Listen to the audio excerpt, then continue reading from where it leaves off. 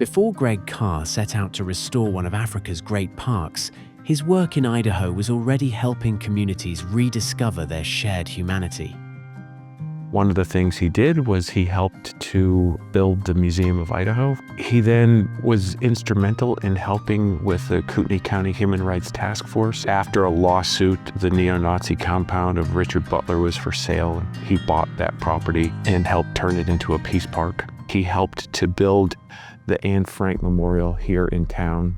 In 1999, actually put out a challenge to Idahoans. So he fronted $500,000 towards the construction of the memorial and was sort of the challenge to match that. Greg was instrumental in helping the memorial actually even come into being. Once someone who has deep roots in Idaho, when he put this thing out like, hey, this is important, like we need this in our community, then others followed. Philanthropy can be contagious, courage is contagious, lots of those things. At one point, the president of Mozambique had invited Greg to come to Mozambique and say, at this point, we're the poorest country in the world. Our country has been at war for the last 25 years in the country, and he found this park called Gorongosa National Park, the Yellowstone of Mozambique. And so Greg said, this is what I want to do. And people said, you're crazy. For Greg, he looked at that park as a driver for human rights. What began as a conservation project became something far greater. A movement to heal both the land and the people who call it home. Gorongosa went through a horrible civil war, and this beautiful game park in Gorongosa, the animals were wiped out by poachers and the rebel armies.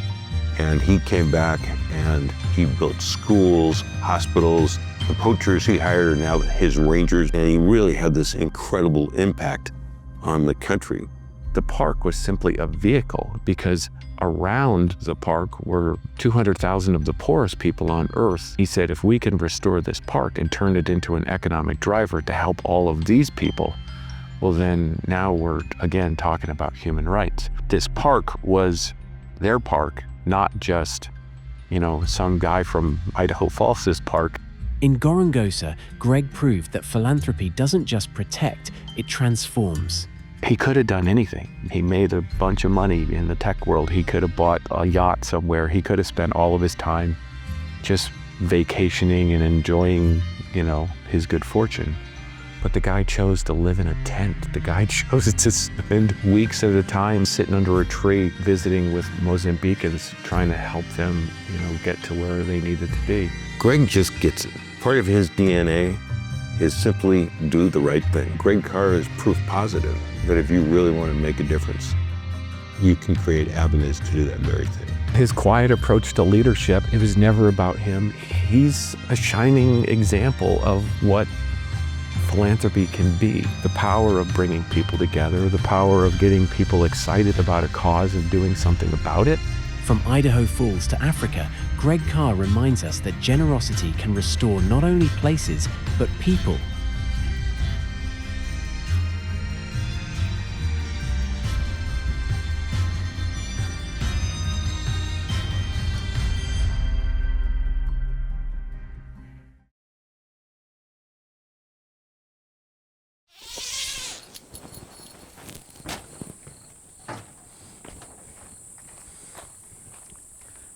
Hey, what are you all doing here?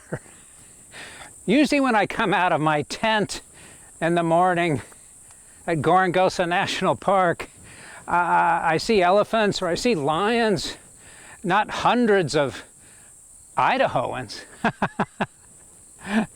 But I'm extremely happy to see all of you. I have enormous respect and affection for the Idaho Community Foundation. And I know many of you personally. We've worked together over the years, hand in hand. The Idaho Community Foundation makes Idaho a better place to live. Good people from across the state give generous donations. Talented people at the foundation make important decisions about how to allocate it. And then amazing people at the recipient organizations do work that makes Idaho better. In my very brief comments, I just want to say one thing about why I believe in philanthropy.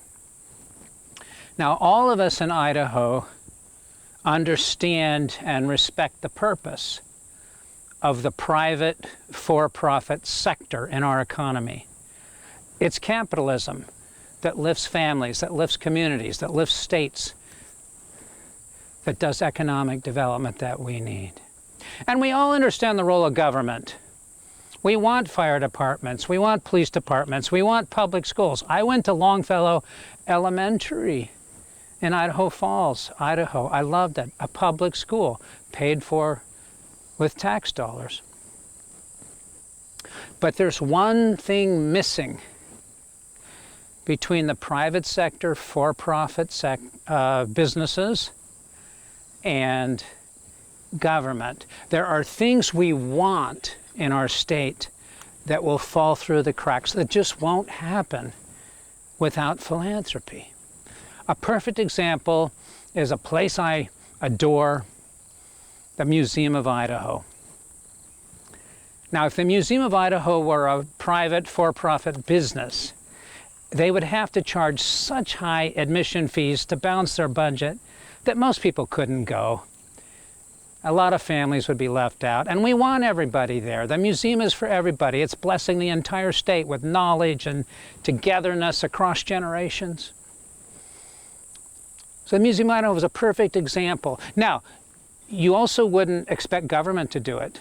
The city of Idaho Falls, the mayor's got too many priorities, things she needs to do. She can't approve multi-million-dollar museum. The museum is a perfect example of an important institution that exists because of philanthropy. And we could list all across this state, institutions that we have only because of philanthropy. The Wassmuth Center is another one I've been involved with. They do extremely urgent, important work. And we could make a very long list together, all of your beneficiaries of your foundation. So I just want to end by saying I'm grateful and happy and surprised to be included on your list tonight. I don't deserve my name next to the names of these other amazing people, but it's given me a chance to say hi. And there's one last thing I will say about philanthropy. It's a lot of fun. It warms the heart. It gives me a chance to make friends. And right now, I'd like you to meet some of my friends here in Mozambique. Thank you. My friends from Gorongosa want to say hello. Hi.